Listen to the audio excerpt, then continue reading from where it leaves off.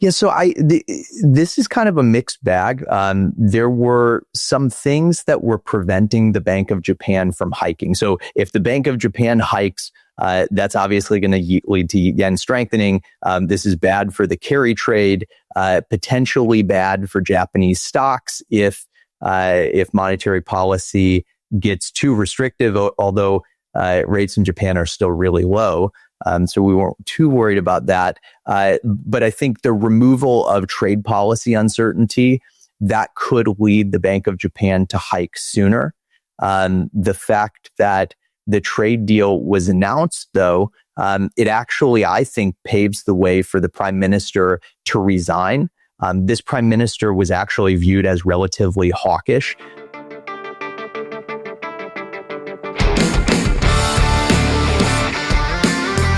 My name is Michael Guy, publisher of the Lead Lag Report. Joining here is Mr. Phil Wool of Railant. Railant's got a number of different funds we'll touch on. Phil, I sent you an email asking what kind of topics you want to cover. You want to focus on valuations. Now, international has done really quite well, and international, as we know, is cheap relative to the U.S. And those that are negative on international stocks will say, well, if it's cheap for a reason. Let's talk about why valuations had been cheap for international and why it might not be that cheap going forward. Yeah, well, thanks for having me, Michael. It's always good to chat with you. Valuations, I think, they're interesting now because we've gone through a period of a lot of volatility. And I think at this point, really since mid-August, it's been full risk on. We've seen stocks that had cratered around the time of Liberation Day and these tariff announcements. They've rebounded, and now the U.S. market is making record highs again. And so because we at Railant invest internationally, so we certainly invest in U.S. stocks through our developed markets fund, RAYD, but we also have an emerging markets ex-China fund, RAYE, and we have a China fund, RAYC, and then finally we've got a Japan fund, RAYJ. So we're thinking about U.S. stocks and where they're priced, but we're also always thinking about international. And as you said, international has been cheap. There are reasons for that. But I guess as global equity allocators, we're just thinking, where are the best opportunities? Where can we buy growth at the most reasonable price?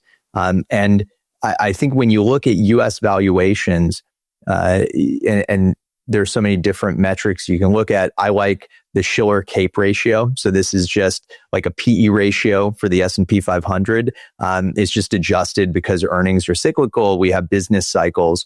And if you look at the CAPE ratio, it's trading at 38 times, which is like 3 standard deviations above the long run average. Now, the long run average goes back 150 years, so that's probably not relevant data. But even looking over the last 20 years, we're at like 2+ standard deviations above the last 20 years average CAPE ratio. So US stocks are expensive. It doesn't mean that the market is going to crash tomorrow. But as quants, we're kind of looking at historical patterns. What it does suggest is that the next 10 years return on US stocks is going to be lower than average. And so we would tend to look outside the US for opportunity. You can be active within the US, but I think there's much more interesting opportunity when you go to international markets, particularly emerging and Asia in general. Are all international markets the same in the way that those valuations play out? I mean, there's got to be some variability across those. Yeah, the reason that international markets, especially emerging markets, typically trade at lower valuations than U.S. stocks, there are a couple of reasons. One is that growth rates vary. So there are markets, if you look at Europe, for example, trades at a discount to the U.S., but that's just because growth is so much slower, earnings growth in Europe than it is in the U.S. So that's cheap for a reason in some sense. Now you can ask yourself, how cheap is Europe, and is it too cheap given growth rates, even though they're lower than the U.S.? Maybe there's a bargain there. And then within emerging markets, where growth is higher than it is in the U.S., often the discount is because of things like regulation, corporate governance, geopolitical risk, and so forth. There are economies in Latin America, for example, where they're sort of tied to the business cycle because they might be net commodity exporters, and so there you can understand why there's a lot of risk. You're getting sort of the same business cycle risk that you get investing in U.S. stocks, but these are really commodity-driven economies. So that's where, as an active manager, my job is to go in and within these countries where there might be a persistent discount, find the stocks that are trading at an unreasonable discount, given they might have features that compare quite favorably even to U.S. stocks. I want to tug at that term unreasonable, right? So what makes something unreasonably cheap? And what are some of the metrics you look at to determine something's cheap? So we look at all sorts of things. Our strategies, we call ourselves quantamental. Now, we're really much more focused on systematic stock picking. So we use models that are built on billions of data points. We use machine learning to put all the information together. But ultimately, all of the trading signals that we're using, these are intuitive things that would make a lot of sense to a fundamental stock picker. And in fact, what we're trying to do is kind of replicate what a good local fundamental analyst would be doing in their own research, but just apply that to thousands of stocks across the global equity universe. So things we look at, certainly everything in the financial statements. We look at sentiment. We look at smart money, insiders. We look at institutional investors. What are they doing? We look at analyst sentiment. And then we have all the usual technical indicators as well. So we're just trying to put all that information together in such a way that we can determine which stocks have super solid fundamentals, but somehow they're just under the radar. Maybe they're not getting a lot of attention from irrational retail traders, and so they're underpriced. There's an opportunity there. Equally important in EM is looking for companies that are trading at unreasonably high prices, because if we can avoid those stocks, so these would be stocks that maybe have been bid up too high by irrational individual investors, then we can avoid those. And again, we can outperform a passive strategy. And that's ultimately what we're trying to do with each of these active funds that I mentioned. There's this notion out there that international has performed well this year purely because of dollar weakness. Let's attack that for a little bit, because it's far more than just currency. Yeah, so dollar weakness is certainly a part of it. When the Fed started raising rates and the dollar got super strong, that's a huge headwind to international markets. It's both in terms of unhedged exposure that you might have to stocks that trade in those currencies, but a strong dollar is also not necessarily good for emerging markets that might have debt denominated in dollars. It makes things a bit harder on the monetary side for EM. But as you say, it's not all currencies. So when I look at emerging markets, for example, one of the things that's striking about EM is that there's a lot of technology within emerging markets. And amidst the AI boom in US stocks, when we think about Magnificent Seven, when we think about NVIDIA and all of those names that have garnered so much attention for generative AI, there are a lot of companies in emerging markets that either compete with NVIDIA or supply NVIDIA, or they build components that are going into data centers that now have to be expanded because there's so much more demand for AI compute. And those stocks really lagged behind. So part of this year is those international AI stocks really catching up with their US counterparts. And then we've also seen improvements in governance. When I look at South Korea, for example, they've implemented reforms that are meant to unlock value for shareholders. And so those sorts of improvements, we expect to see that evolution over time in these emerging markets. And we've seen a lot of it this year. All right. So let's keep going with this sort of emerging market side of things. I have had myself plenty of times in my career where I thought, this is the year emerging markets really start to work. This is the year. This is the cycle. This is the start. And it starts and then stops. It's like death by a thousand cuts, right? With a lot of the emerging market relative strength. Is there anything fundamentally different that suggests that maybe we could be on the cusp of some sort of multi-year cycle where emerging markets in particular are a place to invest? Yeah. I mean, we just touched on, I think, two big trends.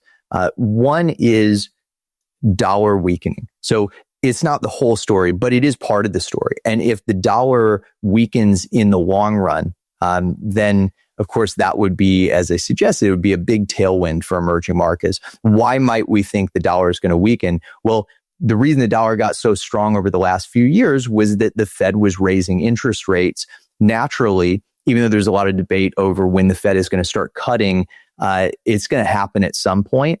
And that's going to lead to some dollar weakening. I think the more interesting trend, though, is the secular trend. It's de-dollarization. The fact that the U.S. has really not been shy about weaponizing the dollar. Of course, there are countries around the world who don't want to be tied to a currency that can be used against them if they rub Washington the wrong way. There's also clearly a lot of concern about political instability in the U.S., that this is not the super stable, super safe place to park cash. And so that would contribute to de-dollarization. And then think about the inflationary trend. It's not just the U.S. deficit. It is policies like tariffs, which even if they're not as high as many feared at the beginning of April, they're going to be higher than they have been in many decades. And immigration policies, all these things kind of tend toward inflation. And so for these reasons, I think sort of long term, we should expect the dollar to lose some of its strength, and that's good for EM. The other big one is just technology. Like I said, when you think about periods in which EM really flourished, think about the turn of the millennium. Think about the dot-com bubble and the fact that there were U.S. stocks that went really high and then crashed. And Cisco is a prime example. But the stocks that really did well were companies in EM that were supplying the infrastructure that enabled the internet and e-commerce and all the things that we appreciate were a game changer for the way that we do business and the way that we consume. That was really driven by EM. So I think AI, it's going to be transformative.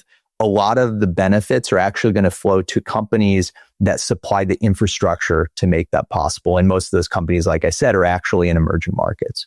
So I think it was yesterday that Trump made the bold move of lowering tariffs for an emerging market in Indonesia from 20% to 19%. Was like breaking news, right, as far as that goes. But let's talk about the tariff side of things, because there was a deal that was struck, supposedly, as far as we can tell, with Japan. I have not really tracked this that much, but of course, because I talk about Japan quite a bit on X, people are asking for my opinion. So I'm going to ask for your opinion and get some thoughts from you on what this all means. Yeah, so Japan is a great case because this is one of the U.S.'s biggest trading partners. It was a counterparty in negotiations that Trump labeled as very tough. And he actually said he didn't think there would be a deal with Japan before the August 1st deadline when the tariffs that were written in these letters he sent kicked in. So I think the stakes were pretty high in terms of negotiation with Japan. So most of us don't follow politics in Japan. Since I'm a portfolio manager on RAYJ, which is our Japan active ETF, I have to pay closer attention. And it's been pretty volatile really over the course of the last year in terms of Japan's domestic politics. And just over the weekend, the ruling party, they lost the second house of parliament. So they lost the lower house of the Diet, which is Japan's parliament, toward the end of last year. And then over the weekend, they lost control of the upper house. And it's the first time since the party's founding in 1955 that they have had minority status in both houses of the Diet. So that was a big deal going into August 1st, because the prime minister of the ruling party, he is now a lame duck. And so the theory was maybe he would be entering negotiations in this final stretch in a much weaker position. And if a deal was done, it might be very unfavorable to Japan. So I think the deal that was just announced yesterday was a 15% tariff on some goods. Okay, Trump had threatened 30%. So 15% is much better than 30%. It's not much higher than the baseline minimum 10% tariff. Japan did not have to give up very much in concessions. So there was some number, 550 billion of Japanese investment in the U.S. The details on that are pretty sketchy. Japan had to give U.S. automakers some access to Japan's market. Again, not a lot of detail on that, but I think this was a positive surprise versus expectations, which were that Japan would have to give up a lot if there was even a chance of a deal before August 1st. So all that's good news. And I think when Japan's market opens, we're going to see that futures are indicating it's going to be a very good day for those invested in Japan right now. Any sense of how that might impact the yen or currency movement with Japan? Yeah, so this is kind of a mixed bag. There were some things that were preventing the Bank of Japan from hiking. So if the Bank of Japan hikes, that's obviously going to lead to yen strengthening. This is bad for the carry trade, potentially bad for Japanese stocks if monetary policy gets too restrictive, although rates in Japan are still really low. So we weren't too worried about that. But I think the removal of trade policy uncertainty, that could lead the Bank of Japan to hike sooner. The fact that the trade deal was announced, though, it actually, I think, paves the way for the prime minister to resign. This prime minister was actually viewed as relatively hawkish. This prime minister was all about fiscal discipline. And so there is the prospect, I think, that we end up with someone replacing Prime Minister Ishiba who is much more accommodative, much more dovish, will push the Bank of Japan in the same way that Trump is trying to pressure the Fed to keep interest rates low. And so, of course, that would suggest a weaker yen. And so I think that remains to be seen. Long term, though, I do think the yen has to strengthen because Japan is now on a path to growth. They're on a path to normalizing their monetary policy. So long term, I don't know how viable the carry trade is going to be. That will be fun for me on X whenever that long term becomes short term. Let's talk about tariffs in general. Everyone freaked out about tariffs at the start of the year. Now it seems like nobody really cares very much, but has the tariff dynamic at all impacted the relative strength or relative arguments for this country versus that country? I mean, what are your thoughts on where we are on that? Yeah. So one of the things that tariffs have done, and in particular, kind of the dramatic, the political theater of the way that the tariffs have been announced and then paused and then escalated and then paused again, and then this sort of day by day deal making that's happening. It's just meant that when you think about how we invest, we're trying to pick stocks that have strong fundamentals, maybe stocks that have good longer term or medium term sentiment. This market has just gotten a lot more emotional. If you look at a chart of pretty much any market around the world, you're going to see this massive crash at the beginning of April, and then stocks bounce back. It's like a V-shaped rebound in stocks. That is emotional trading. It is policy shocks that have the potential to just ripple across markets. And so I think in the short run, for rational, systematic investors, that can be frustrating because stocks don't always trade in line with fundamentals. It's more about, what investors are feeling on any given day. But I think long term, it creates great opportunities. These are the sorts of dislocations that really generate alpha for quants in the long run because we can put on good trades now, and then over time, fundamentals are obviously going to be important and prices converge. So, that's kind of how we look at it from a trading perspective. I would say the other implication of the deal that Trump struck with Japan that I think is really important is it reinforces this narrative. Michael, as you said, investors were very concerned at the beginning of April. Over time, we had the taco trade and this notion that Trump was always going to back down. This reinforces the notion that ultimately it's not about those initial threats. There is going to be a deal in each of these cases where everyone can look like a winner.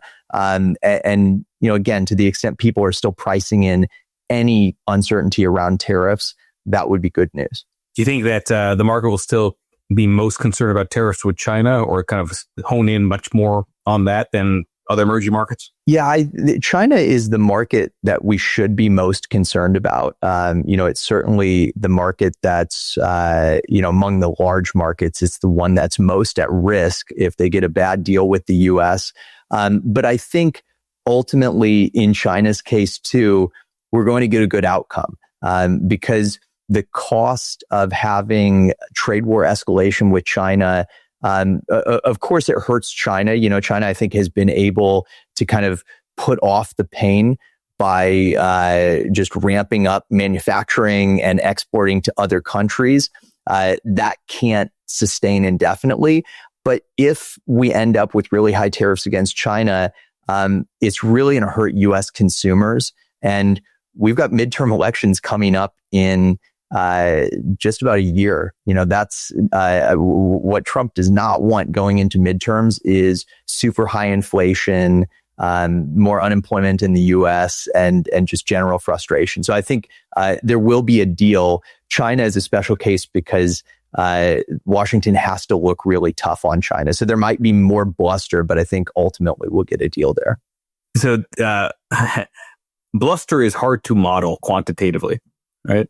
So I'm curious, you mentioned the quantum mental approach, kind of overarching with Railant itself.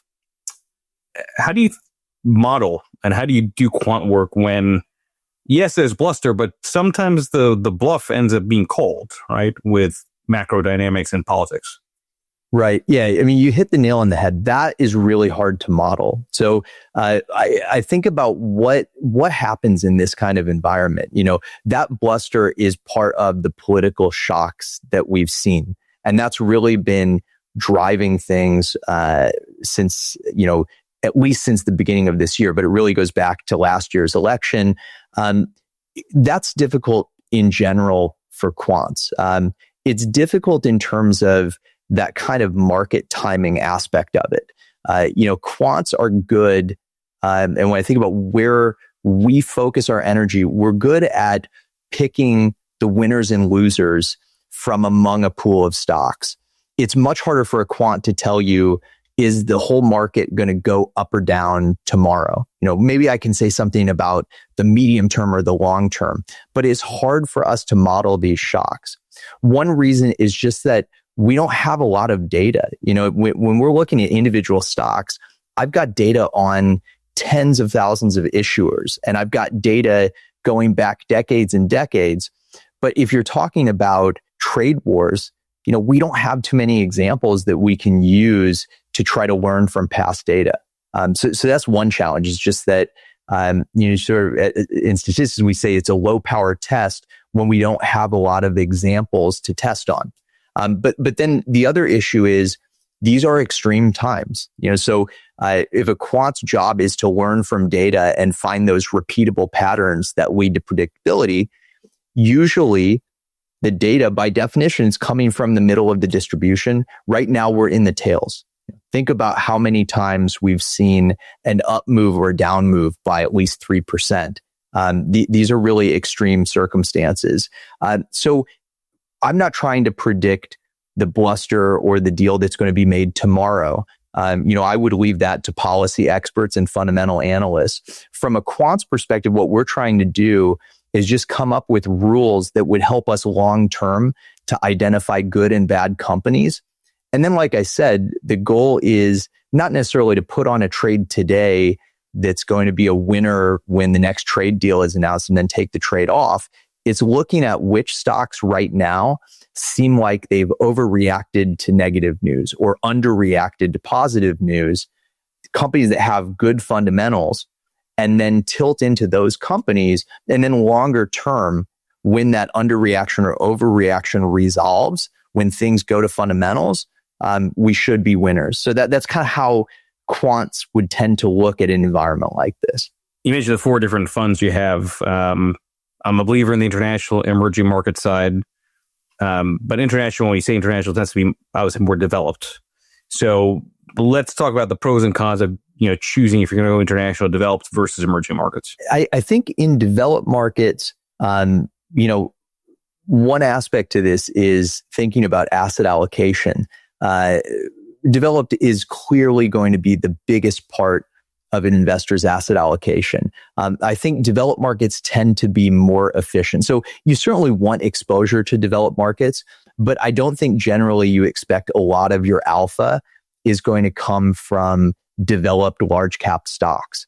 Certainly not developed US stocks. So you want exposure. You know, these are markets that are not particularly inefficient.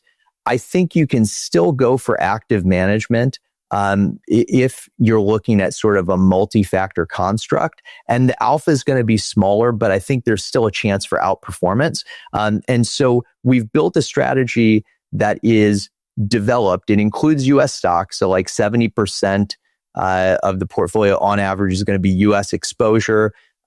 There, the goal is, it's a market that is kind of top heavy. There's a lot of weight in Magnificent Seven stocks, but we don't have to hold all of them. So there, our goal is let's find the stocks that maybe at the margin are over or undervalued and kind of tilt towards stocks that we think have better fundamentals at the margin, and we can get a bit of an edge there.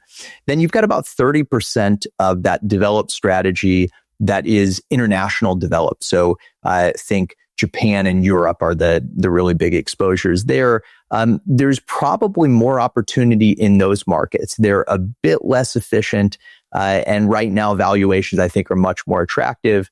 And so you'll get some exposure to that too. I think emerging markets, it's not going to be the core of your equity exposure, but growth is higher and there's much more inefficiency. So I think when you imagine where you're going to get that outperformance, where's the alpha going to come from? Most of the alpha is probably going to come from within the US and develop maybe small cap stocks, but emerging markets also very inefficient. And so that's a place where there is a lot less institutional investing and a lot more potential that you can find companies that are trading at really compelling discounts and allocate to those now. And then again, when fundamentals win out, you should earn alpha on those positions. I forget the percentage, but when we look at the ACWI All Country World Index, I mean, it's almost all US. I mean, it says it's global, but US is pretty much the global equity market cap. If somebody's thinking about an international allocation, should they be looking at that as a benchmark in terms of weightings, or do you think maybe tactically it's worth sort of taking a more outsized bet on international? So I think the ACWI is a good baseline. That would be a good starting point. So if you look at the ACWI, maybe you have 15% as a baseline in emerging. The rest is developed. Something like 60% of ACWI is US stocks. So that's the baseline. And then I think for investors that want to take a tactical view. So, if you think about the valuation ratios that we talked about at the top of this call, you might say to yourself, well, US stocks are a bit expensive right now, so I'm going to tilt more toward emerging markets. So maybe instead of 15% in EM, you allocate 25% to EM. So you're betting on higher growth in emerging markets. Maybe you're betting on a secular resurgence in EM.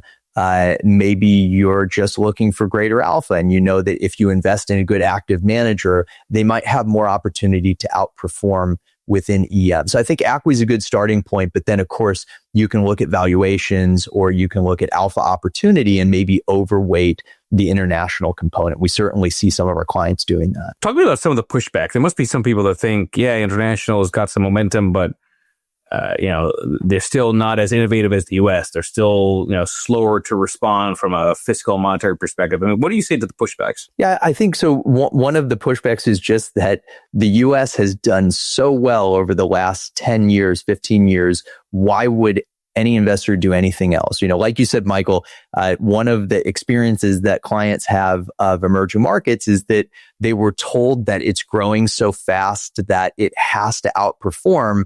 They were told that there's diversification in EM, and then it only provided diversification in the sense that it underperformed US stocks.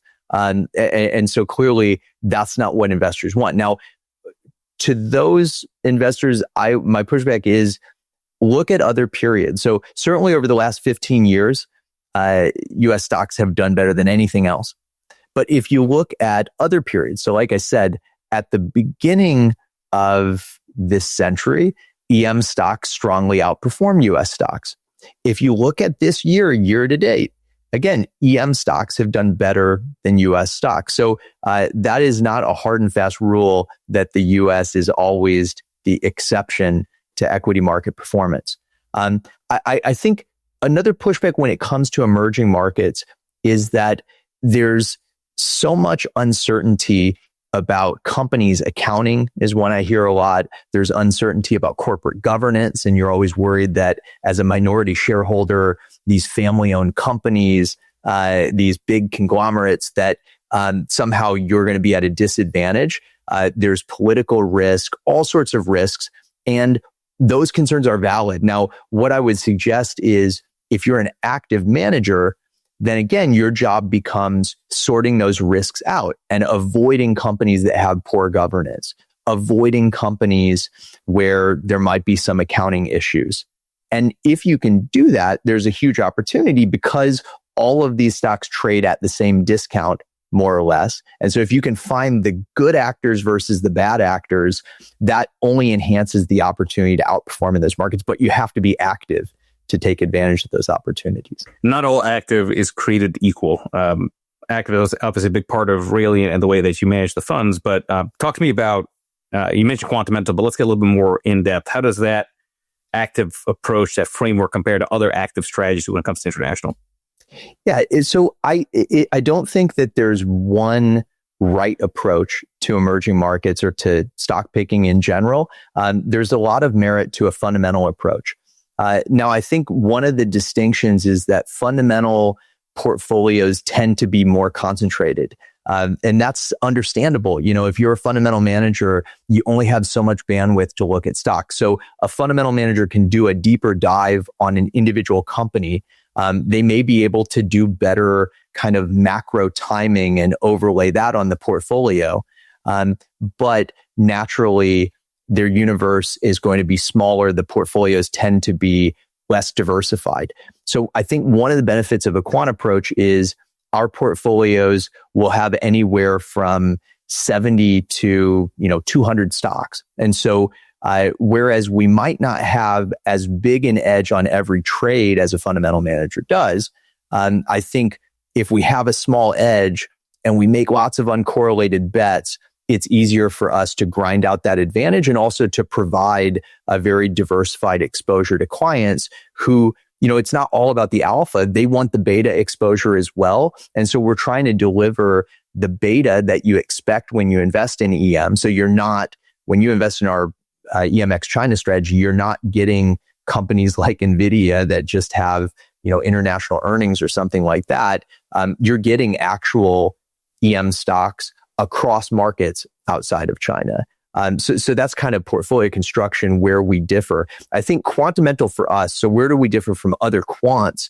It is that we look at a much broader set of signals, including signals that are localized to the markets that we trade in the ETF. So for example, in that EMX China ETF, we're looking at all of the financial statement data that you would look at when you were analyzing US stocks, but we're also looking at things like in South Korea, for example, foreign institutional investors' holdings in South Korean stocks. In Taiwan, we're looking at retail investors buying and selling of Taiwanese stocks so we can actually take the other side of biased retail trades. We're looking at all kinds of other localized data sets that allow us to say something really specific about, for example, governance in South Korea or accounting quality in India. And so those are the sorts of signals that we can use. I think we bring to bear a different set of inputs that kind of distinguishes our process from other quants. Does it make sense to have your holdings or your funds alongside passive strategies in the international space? Or would you say if you're going to do active, then make that the allocation? So we've tried to build strategies that you could use as your core developed markets equity exposure or your core EMX China holdings. What I would suggest is that in markets like the emerging markets that are very inefficient, in developed markets, looking at small cap stocks, active, in my opinion, is the way to go because there is just so much more inefficiency. And I would really want someone with that kind of active mentality to be managing the risk in those markets as well. Where we've seen people use more passive is in developed, particularly within the U.S. market. But again, there I would argue that where U.S. stocks are trading today in terms of valuation, I think investors have to be a little bit more careful.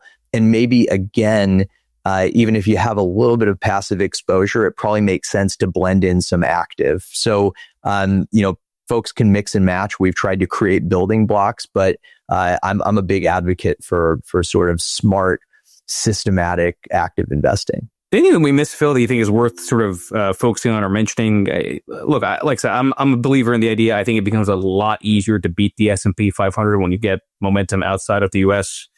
Because everyone, no matter what, whether you're international or domestic, will compare everything against the home country. Home bias is real. But is there anything you think, maybe from a behavioral bias perspective, that people should keep in mind when they think about international investing? Yeah, I mean, I think behaviorally, why is there home bias? Well, part of it is rational. We just know the domestic market better than we know other markets.